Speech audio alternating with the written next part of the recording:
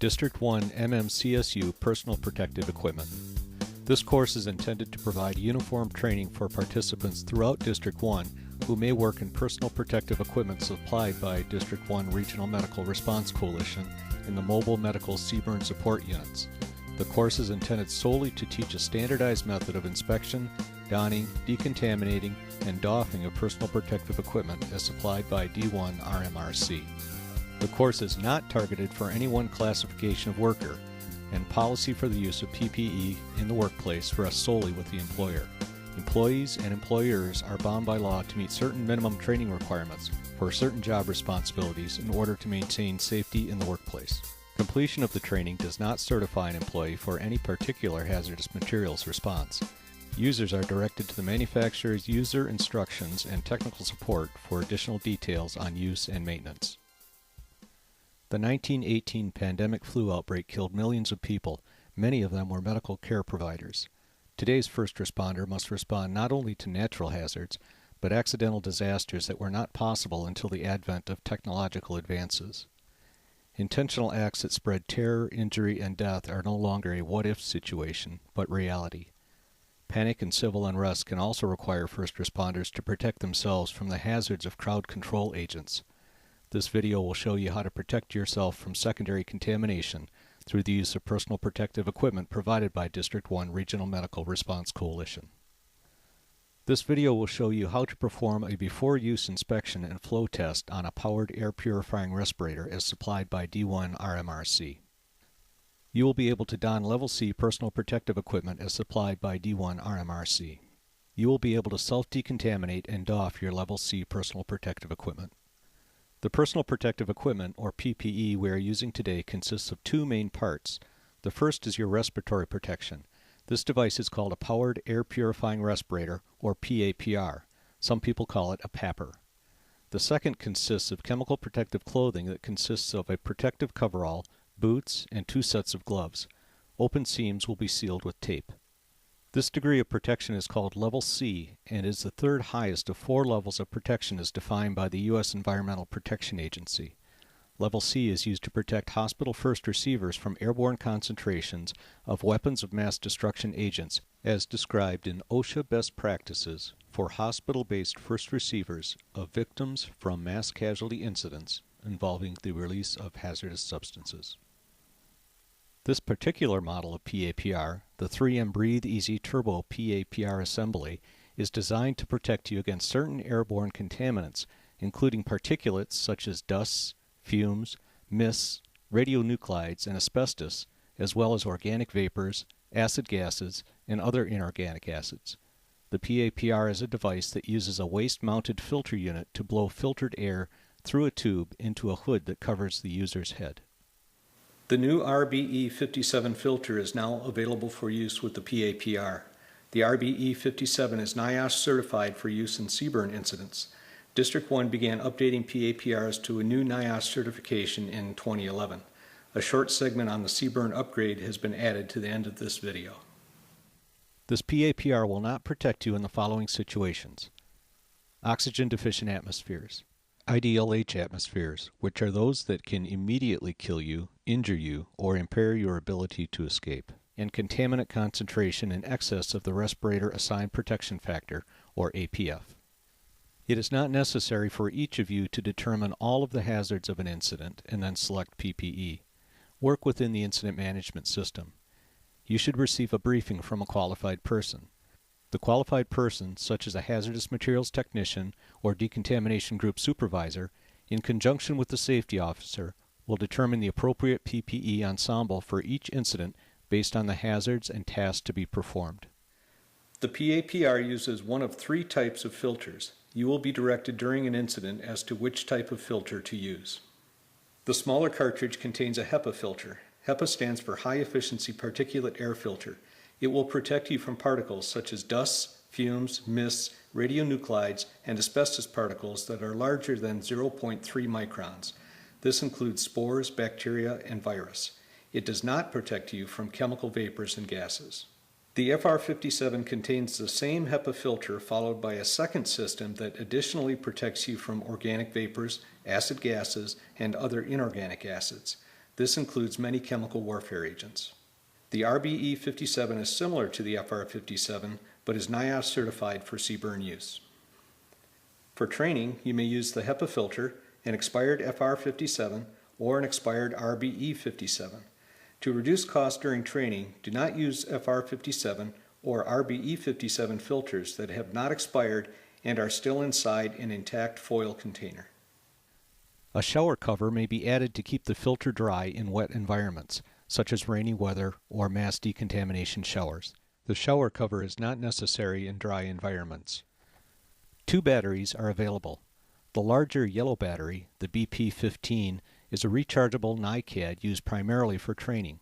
The BP-15 is an 8-hour battery that has a low power warning light that will illuminate 15 minutes before the battery cannot adequately power the PAPR.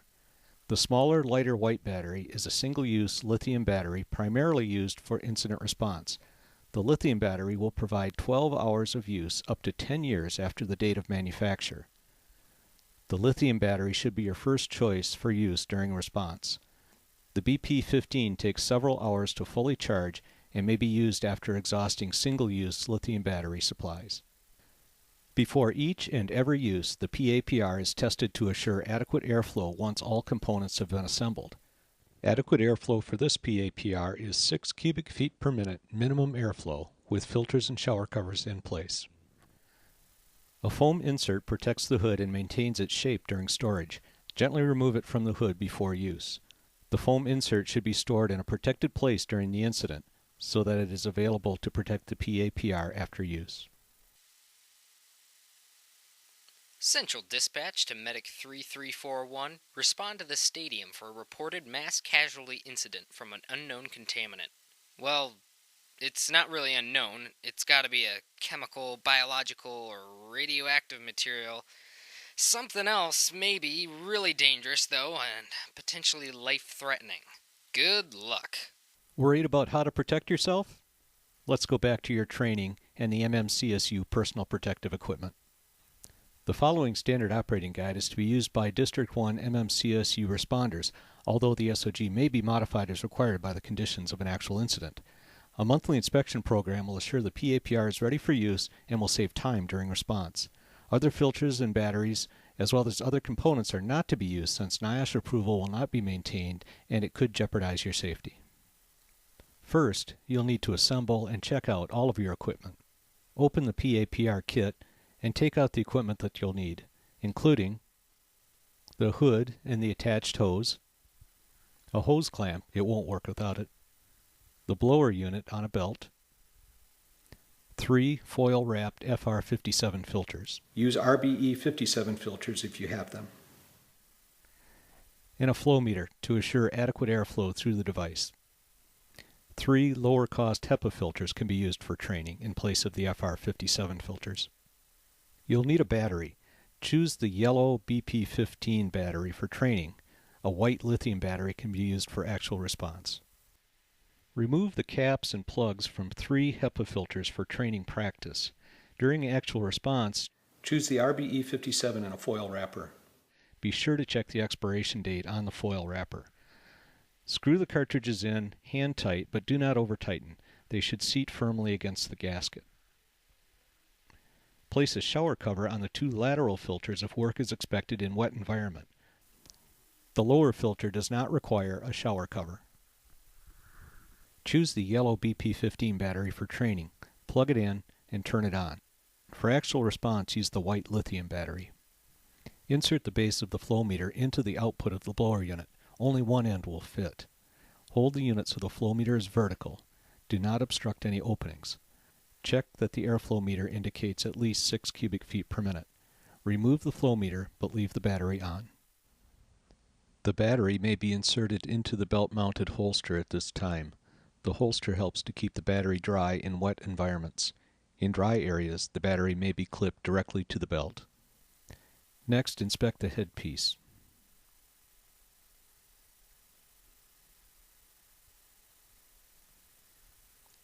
Also inspect the hose that moves up the back of the hood and make sure it's connected tightly to the hood.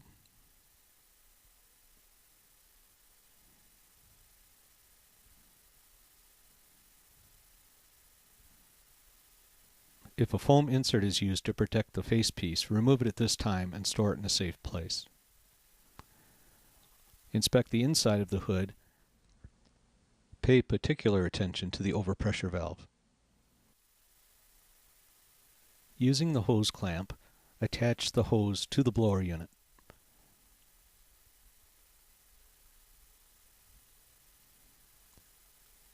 Finger tight is adequate. Since you left the battery on, the unit is still operating. Place your hand inside the hood and feel for airflow.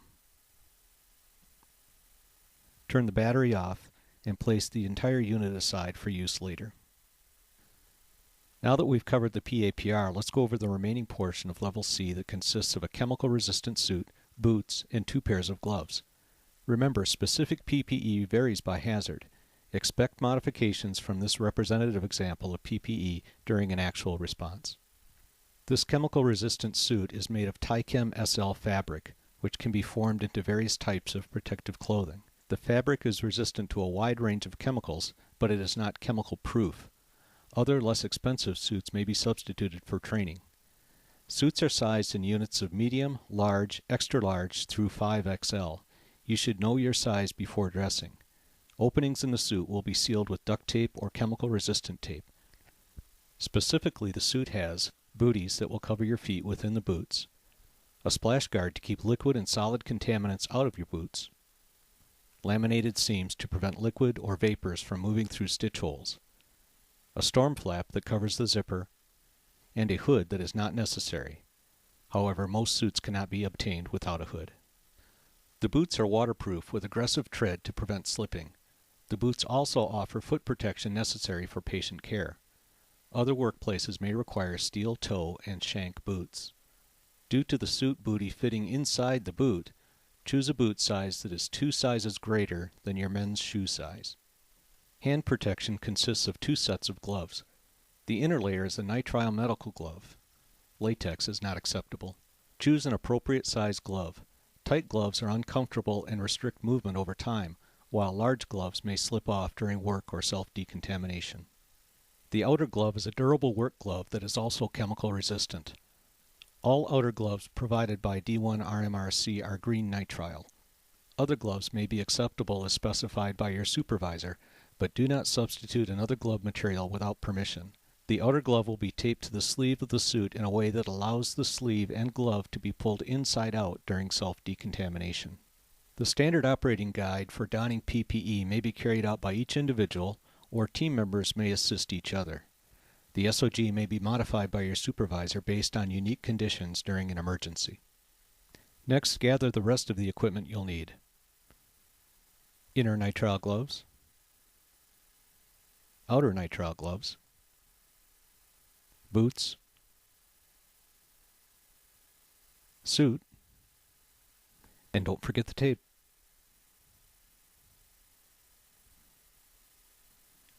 Remove all personal items such as your wallet, jewelry, cell phone, etc. You certainly won't be taking any calls while suited up. In fact, there's a good chance you may lose any personal belongings when you move through decontamination. Inspect the suit for cuts, tears, and intact seams. Then, place a tape tab or a cable tie on the suit zipper to facilitate removal during self-decontamination. Remove your shoes. It should be easy. Good job. Let's move on to something a little more challenging. Open the zipper on the suit and don the suit to the waist. Next, put on the boots. The splash guard should go on the outside of the boot. Prepare 2 pieces of tabbed tape for the outer glove. Don the inner nitrile gloves and then the more durable outer gloves. Put your arms through the sleeves and prepare for tape. The tape should not be wrapped tightly around the wrist because tight tape will prevent the sleeve and glove from being pulled over your hand during removal. Pull back and spread your hand so that the tip of your thumb and little finger spans the gauntlet of the glove. Pull the sleeve down and tape to the spread area. Always tab any tape so that it can be removed if necessary. Firmly press the tape in place and slide your hand back into the outer glove. Repeat the tape process on the other glove, unless you plan to use only one hand. Carefully zip the suit to the top. Expose the adhesive strip on the storm flap. Place the zipper tab along the zipper and seal the storm flap. Tape the storm flap from top to bottom. Tab the bottom end of the tape. Be sure to leave an opening at the bottom of the storm flap. Finally, press the tape firmly into place. With the battery turned on, don the PAPR blower and belt. Be sure the blower output is pointed upward. Tighten the belt firmly and tuck excess belt material into your waist. The unit should rest comfortably in the small of your back. The belt must be snug to prevent the unit from sliding down the slick plastic suit.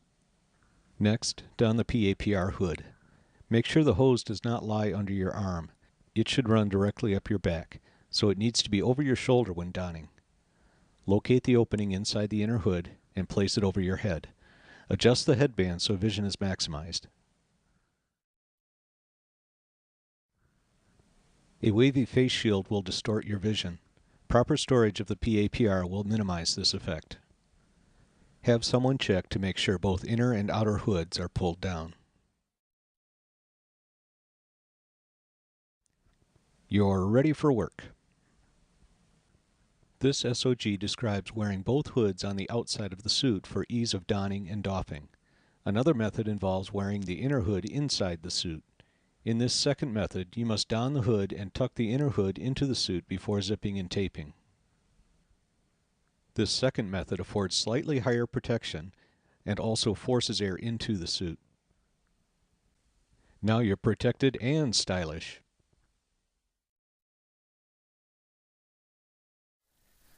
Self-decontamination is the method you will use to remove your PPE without contaminating yourself. Self-decontamination assures you will not spread contamination beyond the incident site once you leave the work area. Two basic principles apply. The first is that you always move toward cleaner areas and never move backwards into potentially contaminated areas. The second is that as you undress, the inner side of your suit and gloves is clean and the outer side is dirty. You will remove your PPE in such a way that your body is always touching the clean side.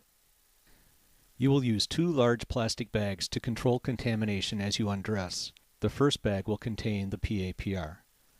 You will step into the second bag and remove your remaining PPE in a manner that does not contaminate you. After a hard day at work, it's a good idea to decontaminate in a way that assumes every bit of the outside of your PPE has been contaminated. Remember that decontamination is dependent on the contaminant and other factors. Take direction from the decontamination group supervisor. This is a representative example of doffing PPE. Step into the bag on your left and remove the hood. Be careful not to drag the hood over your head or face. Hold the hood under your arm and release the belt. Turn the battery off if you can do so safely. Don't drag that contaminated strap on the floor where you will very soon step. Place the PAPR into the other plastic bag. The PAPR can now be safely removed by a decon worker. In a long-term incident, the unit will be decontaminated and placed back in service.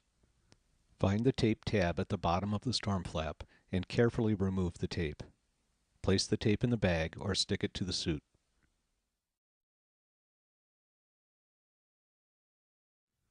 Next, place your glove finger in the small opening at the bottom of the storm flap. Carefully slide your finger upward and then continue to completely open the storm flap. Do not touch the inside edges of the suit with your outer gloves. Grab the shoulder of the suit and pull the zipper tab all the way down. Open the suit by pulling the back of the suit. Grab the back of the suit with one hand and pull the other arm out while inverting the sleeve and outer glove.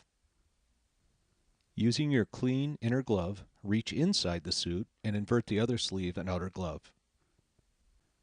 Your inner gloves may not touch the outside of the suit. Touching only the inside, roll the suit down into the bag. Make sure the sleeves do not land outside the bag. Step out of the suit, not backward, forward, into a cleaner area. Armor-plated socks are not part of your PPE. Bag your suit by touching only the clean outside of the bag. Remember not to step into the contaminated area. Place the bag aside as directed. Remove your inner gloves as you would normally remove medical gloves. Dispose of them as directed.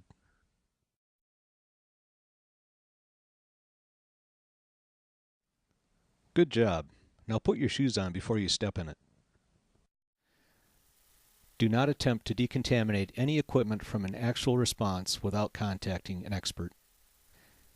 After training, retrieve the boots and outer gloves from the bag. Dispose of the remainder. Return the PAPR to its original state after first disinfecting the headpiece.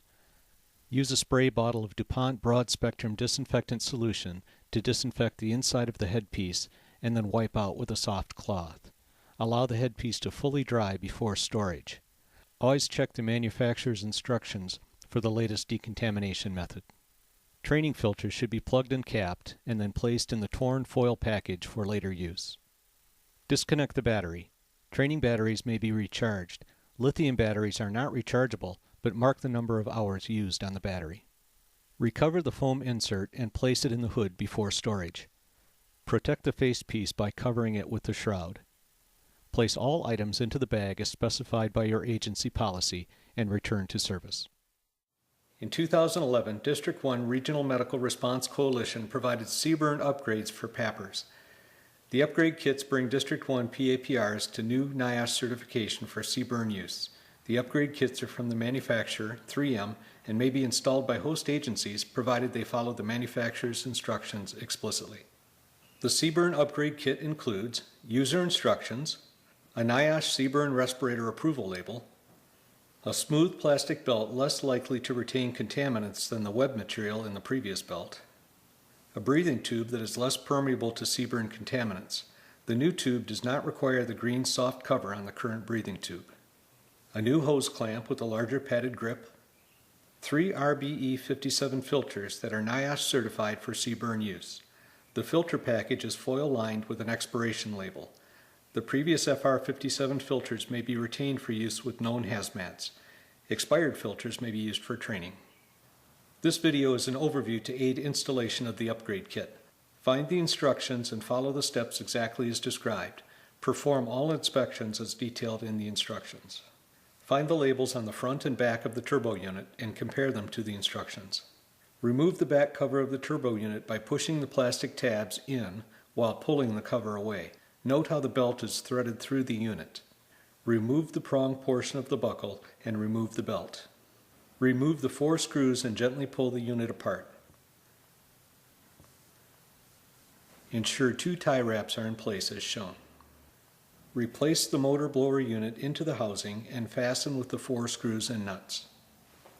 Fill in the label and install as shown. Remove the prong portion of the buckle and clip. Thread the belt through the unit as shown. The belt should be centered so that the ends are even and the buckle will be centered at the front of the user's waist. Snap the back cover into place. Set the assembly aside. Find the label on the hood and compare it to the diagram in the instructions. Expose the tube connection inside the hood. Carefully squeeze and remove the breathing tube from the hood. Carefully connect the new breathing tube. The new clamp cannot be stored on the new tube. Assure it is stored in a secure location within the PAPR kit. Use the upgrade checklist to assure you have completed the upgrade to NIOSH specifications. Any questions about the PAPR should be referred to District 1 Regional Medical Response Coalition.